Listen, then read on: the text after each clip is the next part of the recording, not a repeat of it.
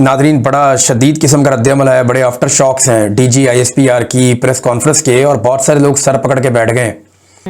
इसका मतलब ये है कि एक फॉर्मर प्राइम मिनिस्टर जो इस वक्त जेल में है, अडयाला में है, लेकिन वो शख्स जेल में होते हुए भी एक नेशनल थ्रेट बन चुका है। ये एक बहुत बड़ी स्टेटमेंट है। डीजी ISPR ने बोला, और बाज़ औक़ात बैरूनी अनासिर के साथ भी हम आहंगी दिखाता है, जिसमें उन्होंने इंडियन मीडिया और रॉ का भी जिक्र किया।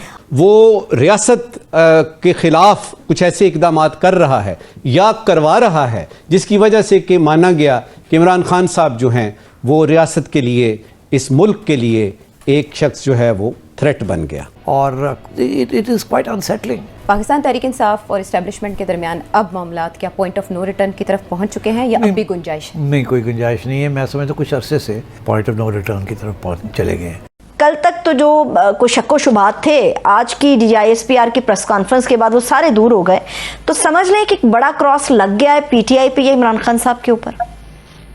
इसके बाद देखिए, मैं समझता हूँ कि अभी रेड लाइन क्रॉस कर चुके हैं और बहुत मुश्किल होगा कि पाकिस्तान के सियासी निज़ाम में बानी तहरीक इंसाफ को सियासी गुंजाइश देना।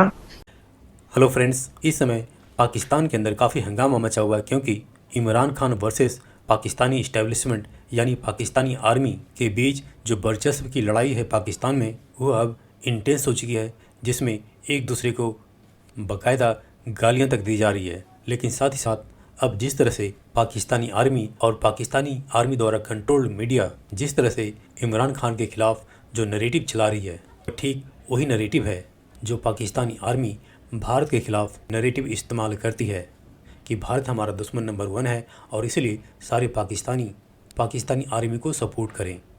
और ठीक इसी तरह से अब पाकिस्तानी मीडिया और पाकिस्तानी आर्मी इमरान खान को पाकिस्तान का दुश्मन, भारत का दोस्त बता करके, जो कि अपने आप में एक हिलेरियस बात है। भला वो इमरान खान जो आए दिन भारत को और मोदी जी को गालियां देता रहा, वो भारत का दोस्त कैसे हो सकता है?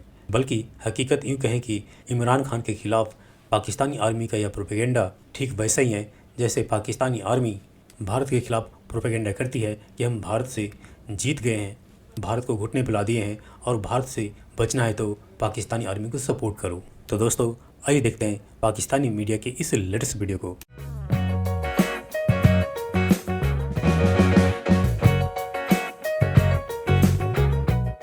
और इस प्रेसर से ये वाज़ेह हो गया है कि बानी तहरीक इंसाफ इमरान खान और कौमी इदारों के दरमियान कशीदगी नई हदों को, नई इंतहाओं को छू चुकी है। इमरान खान के ट्विटर अकाउंट से एक ट्वीट सामने आई थी जिसका रिबटल थी ये पूरी प्रेस कॉन्फ्रेंस, और इसमें डीजी ISPR ने यह वाज़ेह किया है कि PTI के बानी साबिक वज़ीर आज़म इमरान खान की जानिब से फैलाया जाने वाला बयानिया अब महज सियासी इख्तिलाफ नहीं रहा है, बल्कि एक कौमी सलामती का मामला बन चुका है। डीजी ISPR ने बोला, और बाज़ औक़ात बैरूनी अनासिर के साथ भी हम आहंगी दिखाता है, जिसमें उन्होंने इंडियन मीडिया और रॉ का भी जिक्र किया। और ये भी उन्होंने वाज़ेह किया कि अगर कोई शख्स अपना सियासी अना या नज़रियात के लिए अफवाज पर तनकीद करे तो फिर ये नेशनल इंटरेस्ट का मसला है, कौमी सलामती के लिए ख़तरा है। हिलाली साहब, ये प्रेसर जिस चीज़ का रिएक्शन था वो है एक ट्वीट। अच्छा, अब ऐसी ट्वीट का आना, मैंने वो ट्वीट पढ़ी है, ऐसी ट्वीट का आना, ऐसे अल्फाज का इस्तेमाल किया जाना चीफ ऑफ डिफेंस फोर्सेस के लिए पर्सनल अटैक है उसके अंदर। और वो वर्ड मैं बोलना नहीं चाहती क्योंकि डीजी ISPR कई दफ़ा वो वर्ड बोल चुके हैं और वो खान साहब को ये बात कह चुके हैं कि खान साहब एक जहनी मरीज़ हैं। तो ये मूव, ये ट्वीट करना, where did that come from? ये क्यों हुआ? ये सवाल आपका मैं समझा नहीं। जो आप ट्वीट की बात कर रहे थे, किसकी ट्वीट? सर, इमरान खान की एक ट्वीट सामने आई ना, जिस पर आज का प्रेसर हुआ है सारा। लेकिन वही अल्फाज डीजी ISPR ने इमरान खान के लिए कई दफ़ा आज के प्रेसर में बोल दिए। He was giving a rebuttal to that, और उन्होंने ये बोला है कि ये अल्फाज जब आप इस्तेमाल करते हैं तो आप नेशनल इंटरेस्ट के ऊपर बात कर रहे हैं, आप एक नेशनल थ्रेट बन चुके हैं क्योंकि आप आर्मी चीफ को, चीफ ऑफ डिफेंस फोर्सेस को पर्सनली अटैक कर रहे हैं। करेक्ट जी हाँ। नहीं, there is no doubt about it कि अब मेरे ख्याल में अब कुछ रहा नहीं है। अब तो उन्होंने जो हिस्सा मैंने सुना था, इमरान खान को और मुजीबुर रहमान को इक्वेट किया था। उन्होंने कहा था कि जैसे मुजीब था पाकिस्तान के लिए, वो इमरान खान अब आइदर बन गया है और बन रहा है। तो मेरा अपने ख्याल में कि अब तो there is no possibility of reconciliation. अब तो या एक या दूसरा। तो मेरे अपने ख्याल में ये बहुत ही सीरियस डेवलपमेंट है कि एक फॉर्मर प्राइम मिनिस्टर जो है, अब he is being seen as a man who is an enemy of the people of Pakistan. इसलिए कि उनकी ख्वाहिश ये है कि वो अवाम को और हमारे फौज को लड़ाए, और जो आदमी इस तरीके से कर सकता है और बात कर सकता है और सोच सकता है, तो वो खुद जो है फिर वो मुल्क का दुश्मन है ना, यही है ना जी, उनका ये नैरेटिव है एग्जैक्टली। तो मैं उनके कहने पे मैं ज्यादा तस्लीम ये एनालाइज नहीं कर सकता, मगर एक बात तो मैं आपको जरूर बता दूं कि जो हमारे दुश्मन हैं हमारे मुल्क में, उन लोगों को पता है कि पाकिस्तान के लिए एक तगड़ी फौज is essential. Without strong army ये मुल्क तबाह हो जाएगा। तो देखिए, बात सीधी ये है कि स्ट्रांग लीडरशिप की जरूरत है, और हमारे गवर्नमेंट ने, जो गवर्नमेंट मौजूदा गवर्नमेंट है, उन्होंने कहा कि एक करंट कमांडर जो है उसने बताया है, उसकी लीडरशिप वाज ऑन डिस्प्ले, और उस लीडरशिप के तहत हमने जंग जीता है।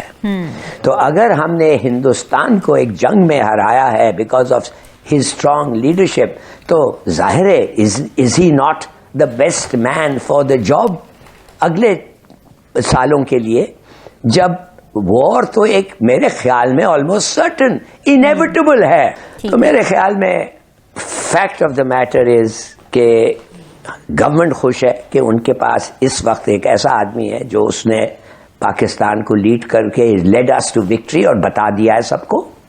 और ख़ास तौर जब हम जानते हैं कि जंग तो होना ही है, जंग is very close and not, पता नहीं कितना close but not very far.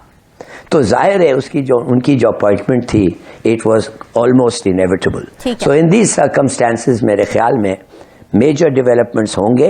पहली अहम बात ये पता लगी कि एक शख्स जो है वो अब नेशनल सिक्योरिटी का मसला बन गया है।